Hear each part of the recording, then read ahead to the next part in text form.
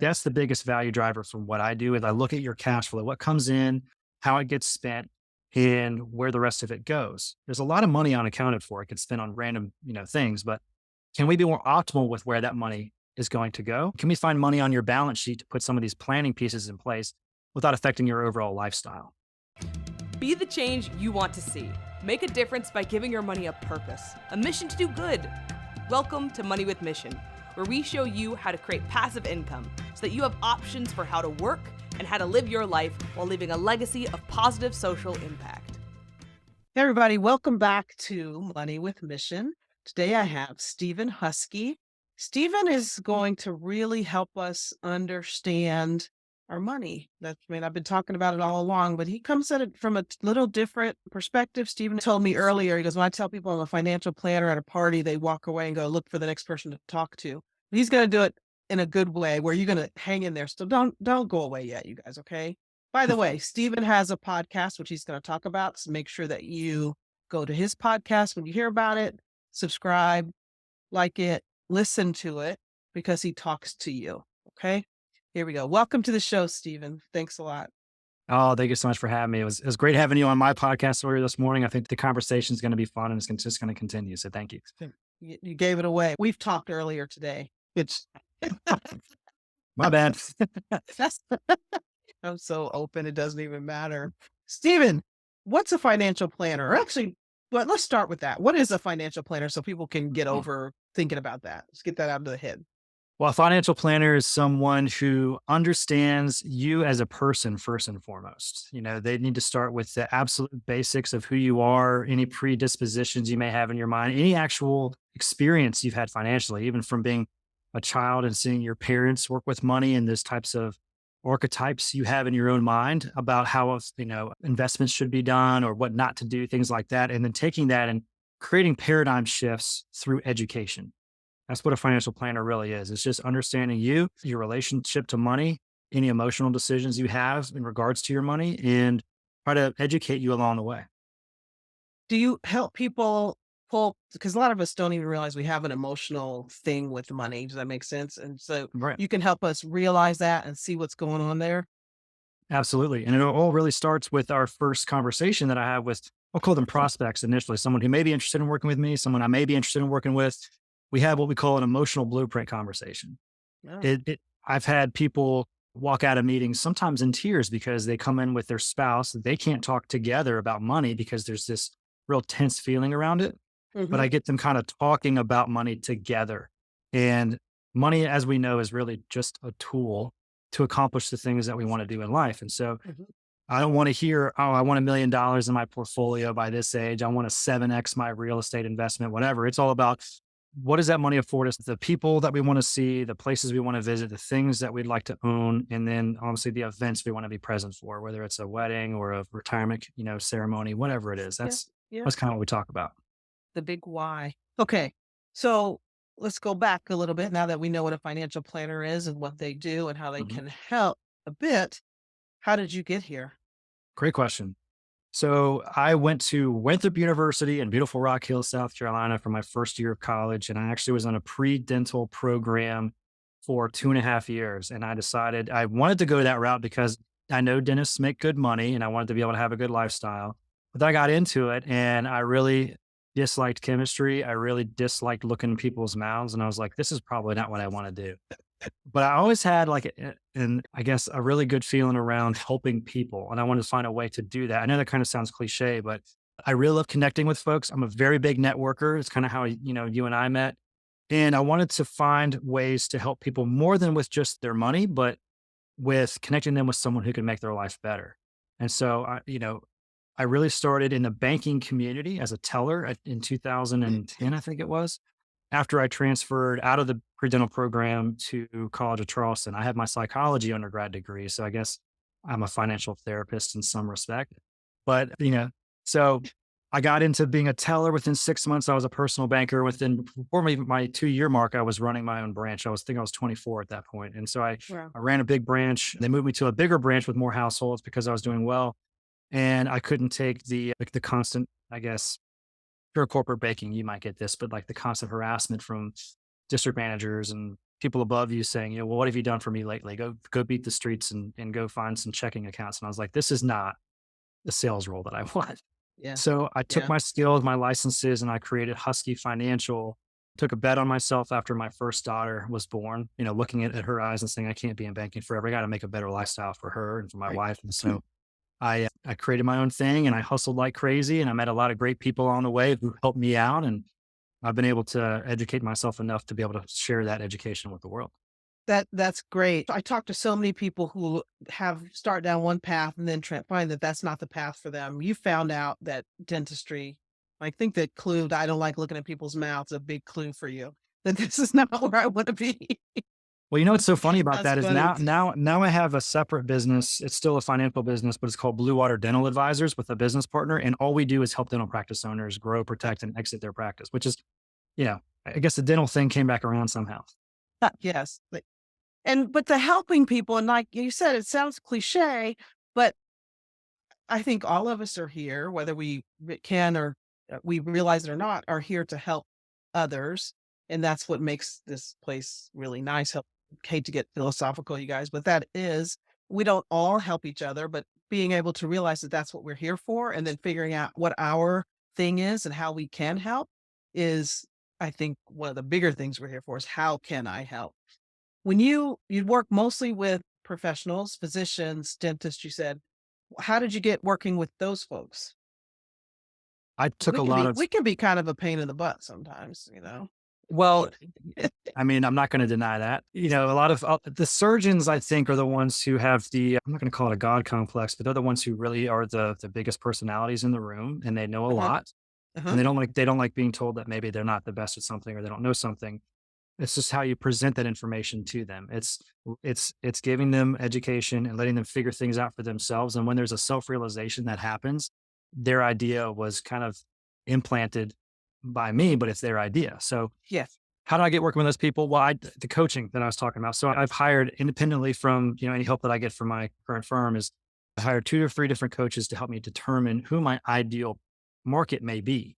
I Okay. started out with families and friends, just like anybody else, and then quickly realized that most of my book of business was those in high earning brackets, and a lot of them tended to be doctors, and I really enjoyed working with them. So I decided to create marketing prospect all around helping physicians understand what they had at their disposal and how to educate them, Mhm. and built relationships within MUSC down here, Medical University of South Carolina.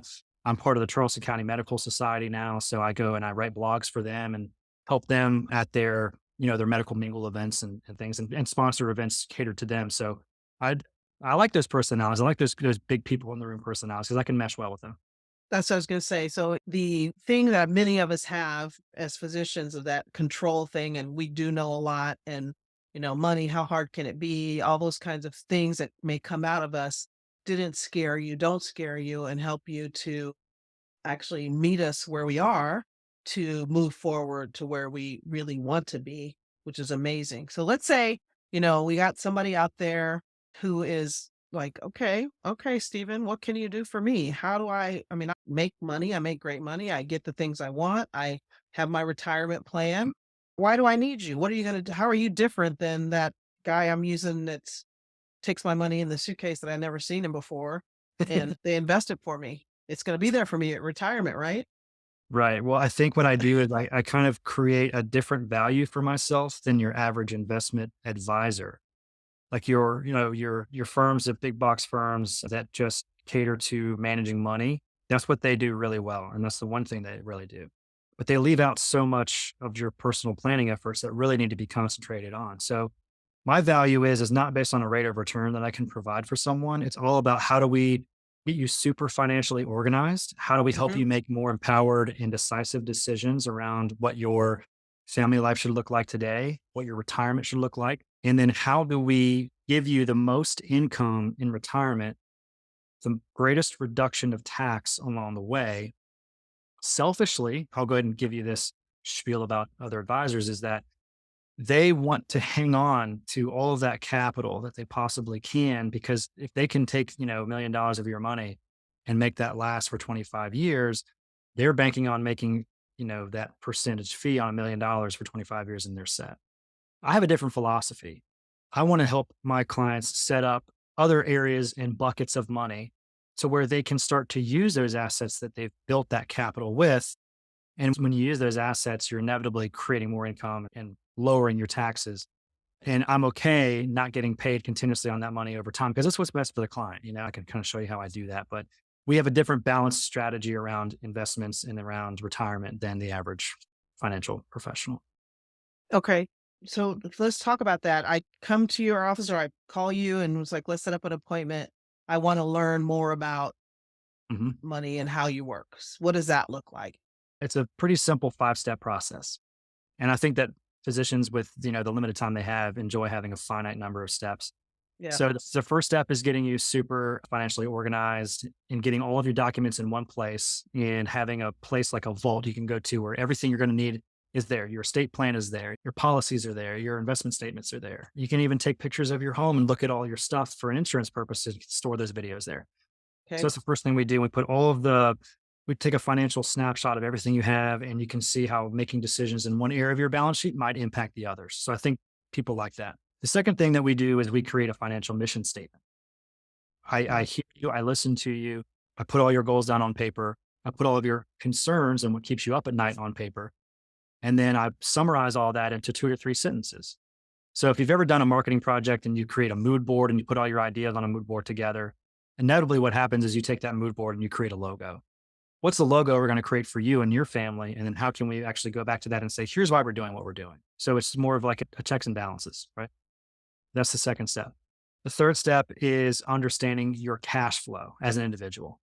I think Okay. that's the biggest value driver from what I do is I look at your cash flow, what comes in, how it gets spent, and where the rest of it goes. There's a lot of money unaccounted for. It gets spent on random, things, but can we be more optimal with where that money is going to go? Can we Mm-hmm. figure out how tax efficient we can be with it today? Can we figure out Mm-hmm. how tax efficient we can be with it in the future? And can we find money on your balance sheet to put some of these planning pieces in place without affecting your overall lifestyle? Okay. So Got- cash flow Did you hear? optimization is a big one. Okay. Did you hear that? Without affecting your overall lifestyle. So I don't think Steven's going to come to you and say, you spend too much money, you got to eat more ramen, stop doing all that. That's not where we're going with this. This is optimizing what you have, just making it better, making it flow better for you.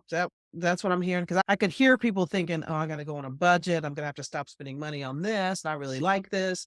It starts to feel very not fun. So No, that's no. where I'm. I'll never tell my clients to stop getting those frappuccinos at Starbucks. I'm not going to tell you to eat red beans and rice, but what I will do is say, well, let me look at your umbrella policy. Let me look at your, I don't know, your disability policy. Let's see if we can save you some money on some of these things. Maybe they're no longer needed. Maybe we need to add more protection. I don't know what that looks like, Hmm. but we will find Hmm. ways to say, here's what you're spending your money on. You could be doing it this way. And then that's more money back in your pocket. Yeah, yeah, I like it. Okay, you were on step 4, I think. So step 4 coming up is all around an education around investments. So I talk Okay, about the philosophy that we have, how we create different ideals around investments for the individual in front of me. Like they'll tell me what their investment philosophy looks like. I'll tell them mine. They kind of mesh up well. Then I think we're going to be, a really good working relationship. But there's really 4 principles that we have. The first one is understanding where, returns come from and how they're used. It's from free okay, market capitalism and stocks and bonds.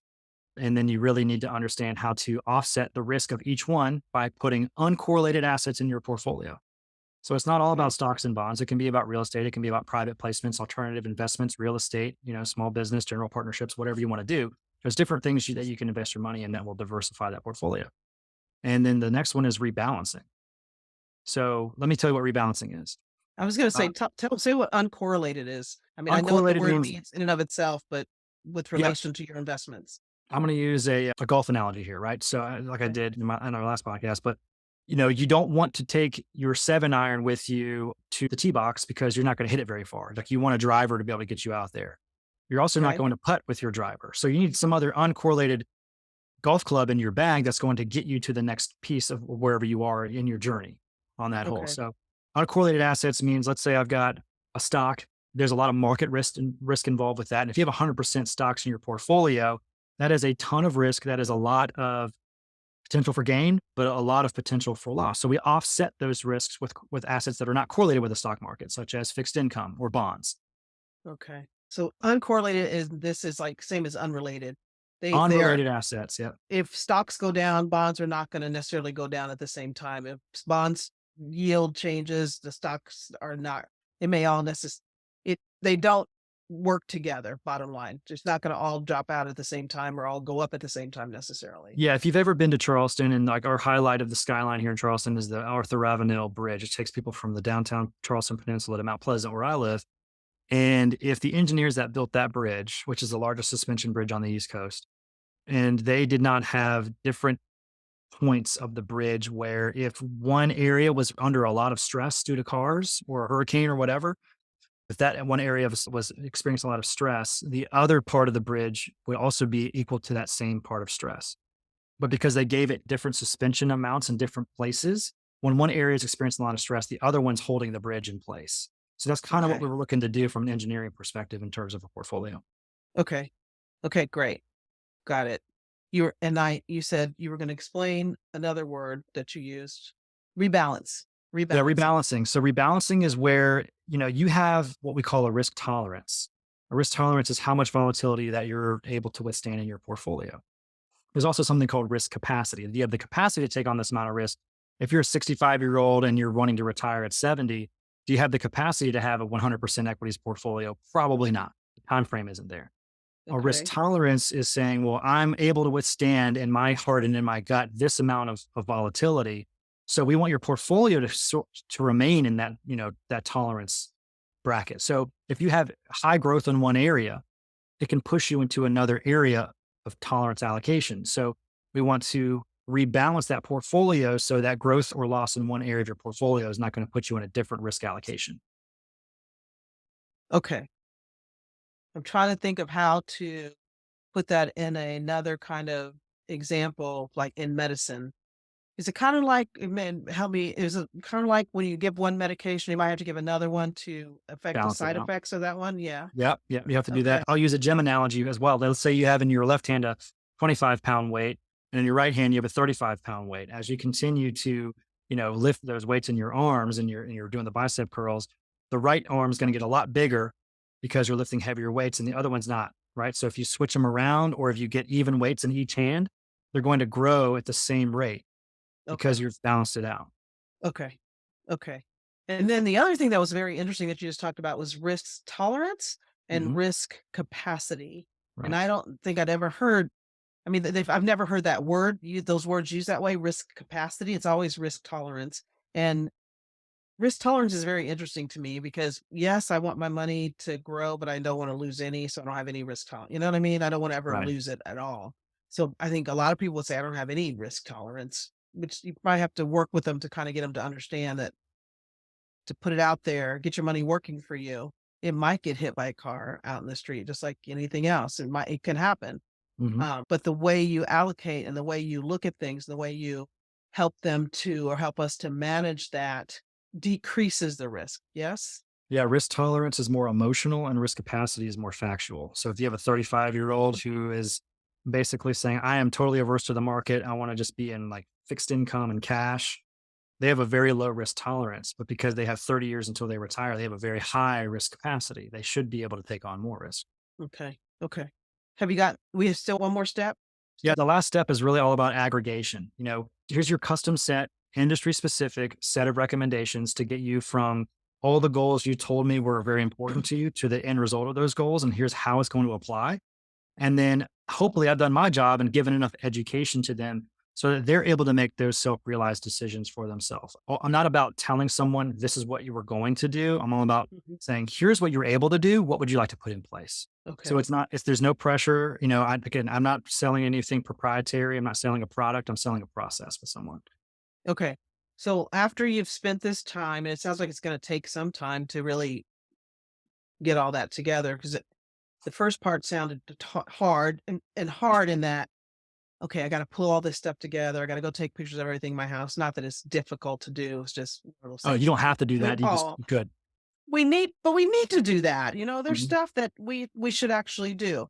So, or you can hire somebody to come do it. Either way, it just Oh needs yeah. to get done. And then we spend the time actually understanding what my investment philosophy is. So you've spent all this time talking to me understanding what I want to, what the things that are important to me in my life now and in the future, so that we can allocate, is that correct word? Things so that I can either, if I want to have income now, we can do that. Mhm. Yes. Correct. If I want it all deferred until I'm gonna retire, which is again a word that I don't know what that means anymore, or do something different from what I'm doing now. Yeah, I'll be a basket weaver. Then I can have that money coming in too while I perfect my basket weaving skills. Absolutely. Nobody gets a custom. I mean, everybody gets a custom set of recommendations. No one's getting a out of the box, already ready made portfolio or anything like that. So, you it's kind of like going to the Jack in the Box. They don't make it until you get there, like that type of thing. That's kind of what we do. Like no one, Chick-fil-A, you go and order a chicken sandwich, it's been ready for 5 minutes already. So we're more of the Jack, I guess the Jack in the Jack in the Box. Box makes stuff. They make stuff on for you when you That's get what there. their claim to fame is. I guess it was whenever it was 2004 and I ate that stuff, but not anymore. Yeah.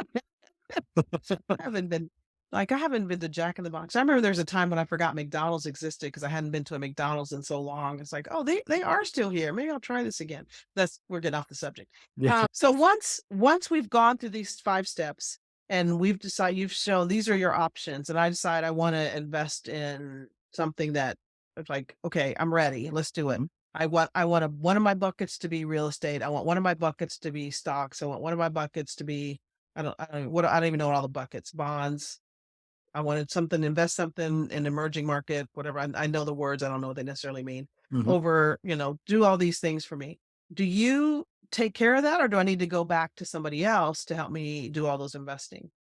So I can help with investments, certainly. And for real estate, I consider real estate part of your equity portfolio because if you think about it, real estate is an equity. It's Hmm. just, it's not a debt. So it's an equity. And those aren't necessarily the buckets. That's just how, your portfolio is set up. But buckets to us in terms of retirement would be your guaranteed income sources. That's your first bucket. That's your social security. That's your pensions, your 401ks, right? That's the stuff that's going to give you your mailbox money and it's going to take Okay. care of all your fixed expenses in retirement. Like you want to know that that money is going to be there for the rest of your life. That's your one bucket. Your second bucket is your variable growth bucket. That's the more tax efficient bucket. It's the one that you can spend down over time, and it's the one that's going to provide you with all your play money, your play checks. So you can go take those vacations. You can, travel more in your earlier years of retirement. You can give gifts to grandchildren and children with that money. And then Okay. you have another bucket set aside of which is basically a source of true liquidity.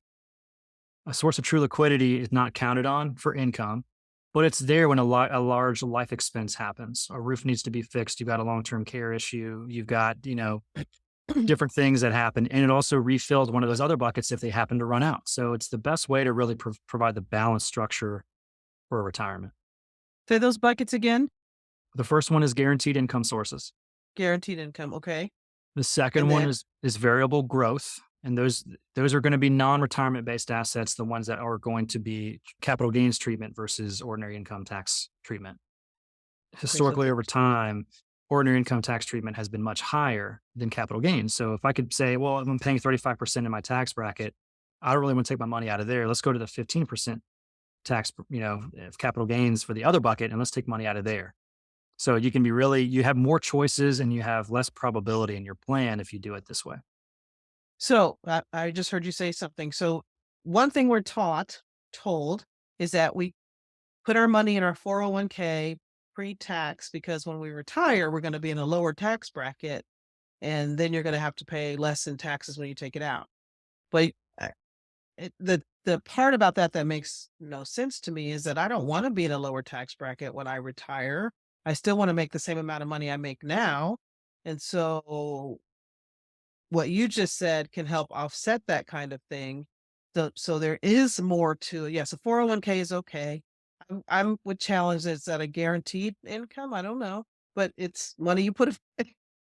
It's, and if you've watched it well enough, I guess it's somewhat guaranteed. And then you have this other bucket, variable growth, that's going to help with that when when you're not in a lower tax bracket than you are supposed to be when you retire. Yes. Yeah, that's a lot to unpack right there. So the first thing I want to say is it's a common myth that you're going to be in a lower tax bracket when you retire. The reason behind that is legislation can change those tax brackets at any time. So you Mhm. have legislation risk there. Second thing is that you now have much fewer deductions in retirement than you did while you were working. You were able to contribute to a 401k while you were working. You were able to pay a mortgage while you were working and get that interest deduction. You were able to put money away in other areas to receive much more above the line deductions. Now, there's absolutely no basis in a pre-tax 401k account, which means every dollar you take out of that account is going to be taxed at your current ordinary income tax rate. So, if you think about this, the 1970s, the highest effective marginal tax rate was 70%. Okay. That's when the 401k came into play because these high paid C suite individuals were sick and tired of paying this high rate and they came up with this to create more deductions. We're at a highest effective tax rate of 37% right now. I'm not counting, the all the other tax stuff that could happen on top of that, but I'm just talking about 37% is the highest. And with all the legislation changes as of COVID, we anticipate tax brackets will be higher in the future. Yeah. And it's also unknown, right? So we don't know what's going to happen. Why don't we bank on what we do know is going to happen and let's put enough money in our 401ks today at a lower tax bracket than where we anticipate to be and just get the match? Why don't we take the other money we were going to put in there and put it into something that we have more control over, which is, the capital gains, and we have money that's not necessarily tied up for a long time. Got it. Got And it. your CPA is probably the one telling you to, you know, put all that money in your 401k because their job is to look good by saving you taxes today. Yeah. I didn't have an accountant tell me that. That was all the news, all the other just the financial thing was, yeah, you need a 401k. So when you retire, you'll have money coming and you'll be in a lower tax bracket. So you won't have to pay as much money. I know it wasn't an accountant that said that to me. I did have an accountant tell me you need to give yourself the maximum amount of, give yourself zero deduction so that they take out your money and you don't end up having to pay at the end of the year. Like, okay. Interesting. Well, even the CFP board, which is the Certified Financial Planner Board, says that it's common myth that, you're going to be in a lower tax bracket. So Now, us as planners realize that, I think it's pretty true. that it's 100% true. And I think that we just don't think that through as non-financial planning or thinking people. We don't think along those lines. And I mean, if you just for a second thought, "Oh, wait, I don't wanna make less money than I make now when I retire." Even if you're not paying for your kid going to college when you retire, you did that already. You wanna travel, and now you wanna use the money, and you wanna have it coming out, which is gonna Exactly. keep you in the same income tax bracket that you are in now, and it possibility of that's higher tax bracket because of legislation that we can't control. Exactly. There's a lot that you do, and I think a lot of ways that people need your services to help them understand their money more holistically, as opposed to a financial manager or wealth manager who is actually just looking at your money and not at you and what you are working to do and how you think and that kind of thing. Is that Yeah, that's an a fair investment difference? advisor. Investment advisors Investment to just they advisor. just advise on investments, and the wealth managers is like the new name for that. So it's not Okay. as tricky as well as investment advisor. But a good comprehensive financial planner is the one who looks at every piece of your financial picture and makes decisions based on all of those domains versus just the one. Do we pay you upfront to help us with this, or do you get paid based on trades, or how do you get paid?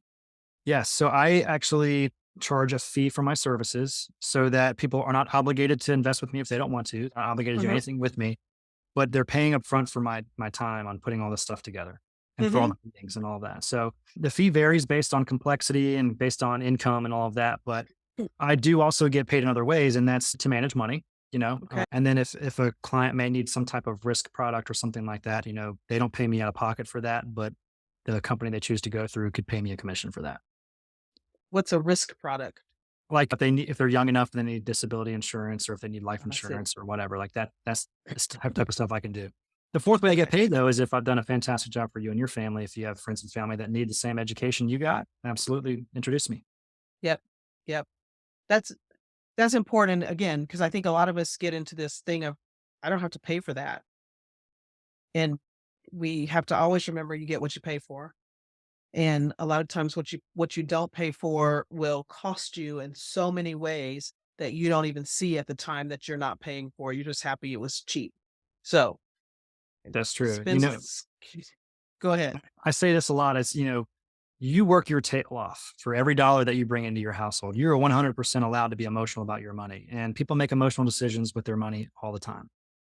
But I'm not allowed to be emotional about your money. I'll help you make rational, educational, factual decisions around what you should do and be that sounding board for you. That's perfect. That's perfect because when I'm talking to people and they're making decisions, like, wait, you need to bounce that off of somebody. Have somebody else to talk to about that. That's not emotional. It's like, you said you want to do this. That doesn't quite fit there. It's up to you. You can do what you want, but this is what you said back here. Oh, yeah, Mhm. I did say that. Okay. Let me think about that. Right. And we can I, plug it in and see if it works with your plan. I mean, we have the capability to do that. It might not, I I love it. actually had to tell two people this year, I felt bad about it, but that they couldn't go buy a second home. I was like, you just don't have the bandwidth. Or you can. It's up to you. And Or this you is not can, going but you're not going to look good if you do. you're not gonna be you're not gonna be happy in the long run with that one. It's a short-term gain for a long-term pain. Hmm. Stephen, thank you so much. This was so good. I What's the name of appreciate it. your company? Husky Financial, It's yes? Husky Financial Group. Yeah, you can find me at huskyfinancial.com. That's HUSKEY financial. And if you're a dentist and you want to explore Blue Water Dental Advisors, it's bluewaterdentaladvisors.com. How is that different? Is it kind of the same thing? It's just for dentists? Or is it It's more of just a another, community type thing? it's really just a marketing funnel and very dental specific content with, specific to their industry. Gotcha. Gotcha. I love it. I think everybody should give Stephen a call, make him really tired with all the things he can do for you to help you just become less emotional. Have somebody that's not emotional about your money helping you figure out what to do with it and where to go. And then he gives it back to you and say, be good, have a Yeah. good time, or let me help you some more. I Hmm. love it. Thank you so much. Can they, and then you said go to huskyfinancial.com to find you. Is there something on there for them to sign and get in to make an appointment? How's that Yeah, work? I've got a book a meeting conversation there. I mean, all the conversations are complimentary and obviously confidential. But I feel like people they don't want to be married to the financial advisor right up front. So there's a ton of content up there on the website that shows my authority in the market. And if it relates to you, certainly schedule an intro call. I'd be happy to chat with you. Absolutely. Thank you so much. And you guys out of Money with Mission Land. I'll see you next time. Thank you. You've been listening to Money with Mission. There are projects happening right now where you can have a great financial return while positively affecting the lives of others. To learn more about our opportunities, go to moneywithmission.com.